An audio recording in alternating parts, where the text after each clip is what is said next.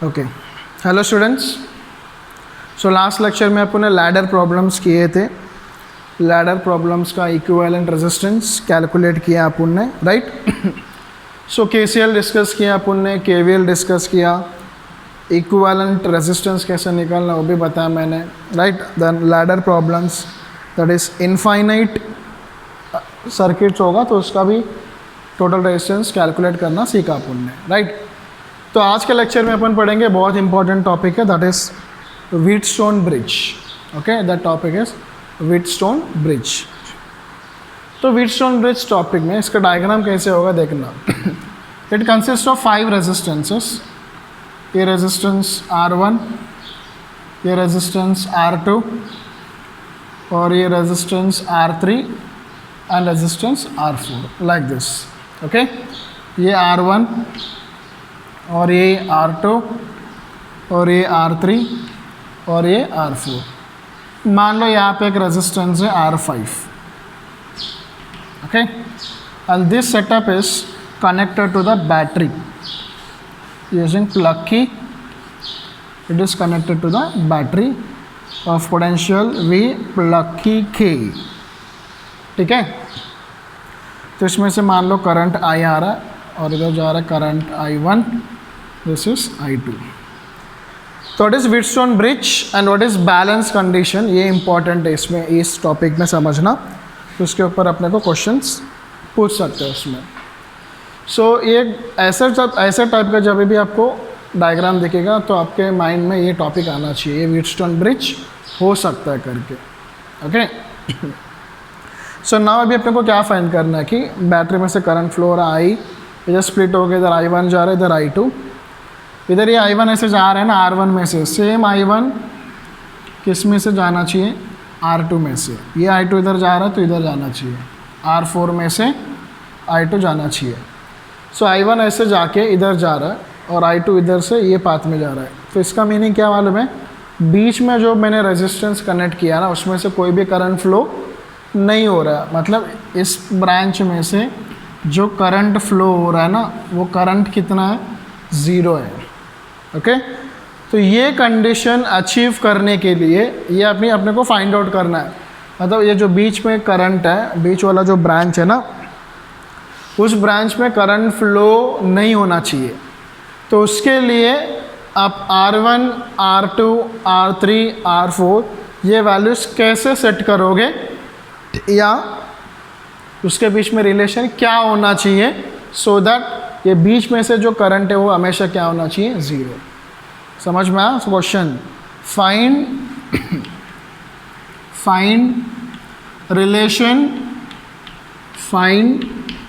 Relation between, किसके बीच में relation find करना है, R1, R2, R3 and R4 such that current flowing through R5 क्या होना चाहिए, इट शुड बी 0। ओके, इस ब्रांच से करंट फ्लो नहीं होना चाहिए। सो अभी अपने को दिस इज आवर क्वेश्चन, उसी को बोलते हैं बैलेंस कंडीशन। वही व्हीटस्टोन ब्रिज है, वो उसी के ऊपर आएगा। वो एक ही फॉर्मूला इस चैप्टर में, उसी फॉर्मूला के ऊपर अपने को सारे क्वेश्चंस पूछा जा सकता है। Okay, so we will start. पहले इसको पोटेंशियल अपन असाइन करते हैं। ये कितना है, पोटेंशियल V। इधर कुछ भी रेजिस्टेंस नहीं है ना, मतलब ये पॉइंट भी पोटेंशियल क्या हो जाएगा, V हो जाएगा। फिर इसको रेफरेंस पॉइंट मान लेंगे 0, तो ये भी क्या हो जाएगा, ये वाला पॉइंट भी क्या हो जाएगा, 0 हो जाएगा। तो ये V और ये रेफरेंस पॉइंट अगर इसको 0 मान लेंगे तो ये 0 होगा। फिर इधर रेजिस्टेंस है तो पोटेंशियल चेंज होगा। मान लो यहाँ पे पोटेंशियल कितना है, X। अभी मैं क्या बोल रहा हूँ, इसमें से करंट फ्लो नहीं होना चाहिए। करंट फ्लो नहीं हो रहा मतलब दोनों पॉइंट्स का पोटेंशियल क्या होगा, सेम। ओके, मतलब ये X है तो ये भी क्या होना चाहिए, X, क्योंकि पोटेंशियल डिफरेंस क्या होगा, 0 होगा ना। X माइनस X क्या होगा, 0। तो मैं बोल सकता हूँ no potential difference, right, no potential difference, so there is no current. No potential difference, तो there is no current. Ohm's law है ना, potential difference proportional to current. Okay, So this is potential V, potential 0, potential X, and this is also potential X. Okay. Now I will write equation potential difference लूँगा V minus X, potential difference V minus X, V minus X. So using Ohm's law, Ohm's law का formula क्या है? क्या है Ohm's law? V is equal to IR है ना. मतलब potential difference को क्या लिखोगे? करंट इनटू रेजिस्टेंस लिखोगे. तो ये V माइनस एक्स क्या है? V minus X. तो दिस इज पोटेंशियल डिफरेंस. तो what is the current flowing through this branch? I1. What is the resistance? R1. तो मैं क्या लिखूंगा V माइनस एक्स को? I1 into R1. Okay. Similarly ये भी V और ये भी X है ना, तो ये भी V माइनस एक्स, ये भी पोटेंशियल डिफरेंस है. What is the current flowing through this branch? It is I2. What is the resistance? R3. So we can write V minus X को अपन ऐसे भी लिख सकते हैं I2 इंटू R3. ये भी वैल्यू सही है, राइट. दो वैल्यूज मिले आप को. ओके. चलो नेक्स्ट अपन लिखेंगे potential difference x minus 0. Okay. क्या लिखेंगे? x माइनस 0, क्योंकि करंट ऐसे फ्लो हो रहा है, मतलब ये हाई पोटेंशियल होगा और ये लो पोटेंशियल होगा. ऐसे फ्लो हो रहा है मतलब ये हाई पोटेंशियल और ये लो पोटेंशियल होगा. तो उसके हिसाब से मैंने लिखा है. तो x माइनस 0 मतलब क्या? करंट है I1 और रेजिस्टेंस कितना है? R2. सिमिलरली यहाँ पे भी क्या है? x माइनस 0 है ना, तो यहाँ पे करंट कितना है? I2. रेजिस्टेंस कितना है? R4. ओके. अब ये इस इक्वेशंस को, इसको अगर इससे मैं डिवाइड करूँ तो I1 R1 by I1 R2 is equal to, इसको इससे डिवाइड करेंगे I2 R3 by I2 R4. मतलब ये दोनों तो इक्वल है, ये दोनों भी इक्वल है. इसको मान लो इक्वेशन 1, इसको इक्वेशन 2, ये दोनों को डिवाइड करो तो ये आ जाएगा. तो what is common? LHS, left hand side what is common? I1 common, cancel. I2 common, cancel. तो क्या बचा अभी अपने को? R1 upon R2, R1 upon R2 is equal to R3 upon R4. Okay, R1 upon R2 is equal to R3 by R4. So this is the condition for what? This is the condition for balanced bridge. इसको क्या बोलते हैं अपन? Balanced bridge. Balanced Wheatstone network बोल सकते हो या balanced bridge बोल सकते हो. This is the condition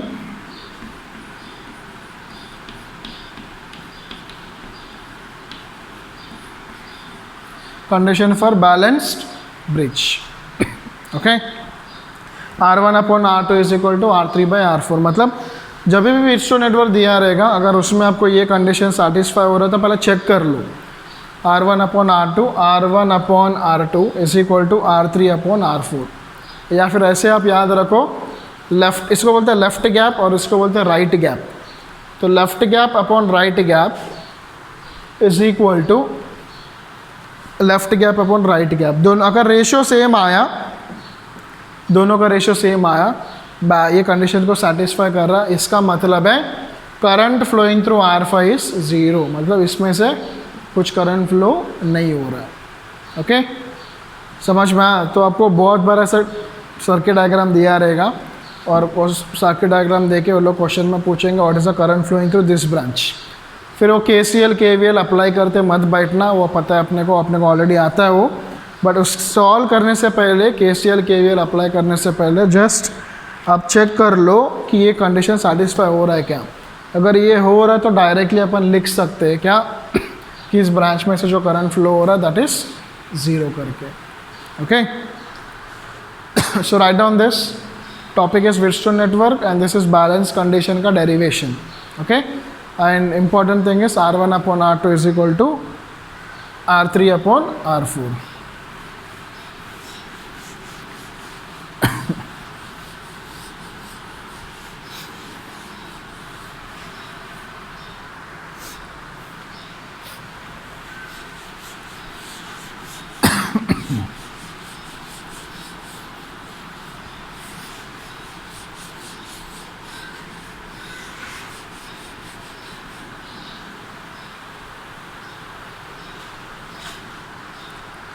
Okay.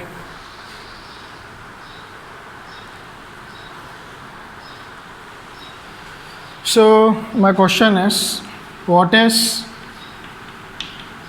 R equivalent if network is balanced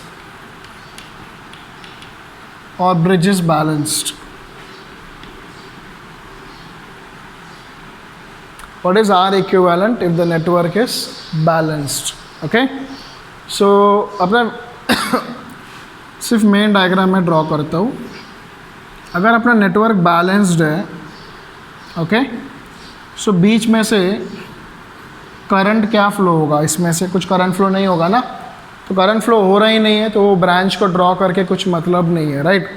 तो मैं ये जो R5 का ब्रांच है उसको निकाल दिया मैंने, तो ये हो गया R1, तो ये हो गया R2, this is R3 and this is R4.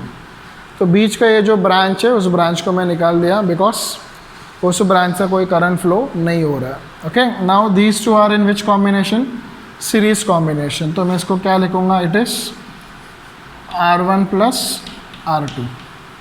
Okay, फिर नेक्स्ट ये दोनों कौन से कॉम्बिनेशन में? These are also in series combination. So what we write? It is R3 plus R4. R3 plus R4. सो अभी ये दोनों कौन से कॉम्बिनेशन में आ गया? Parallel combination, right. तो अभी आप फॉर्मूला यूज़ करो, 1/RP is equal to 1/R1, ये पैरेलल है, 1/R1 प्लस R2 प्लस 1/ ये वाला R3 plus R4.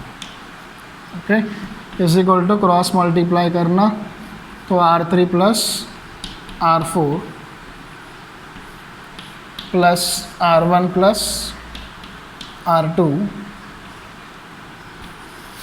Upon this one R1 plus R2 into R3 plus R4.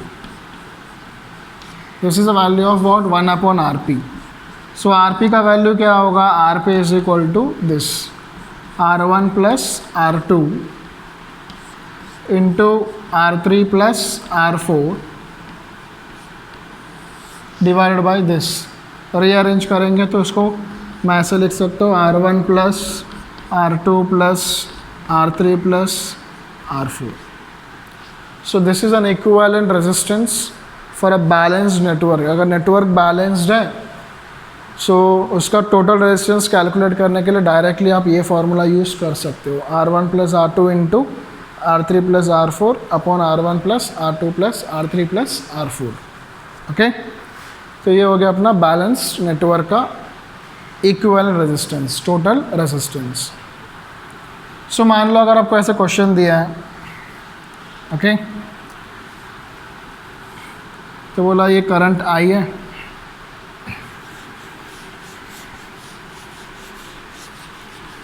so this is a resistance 5 ohms, this one is 10, ये 2 और ये 4.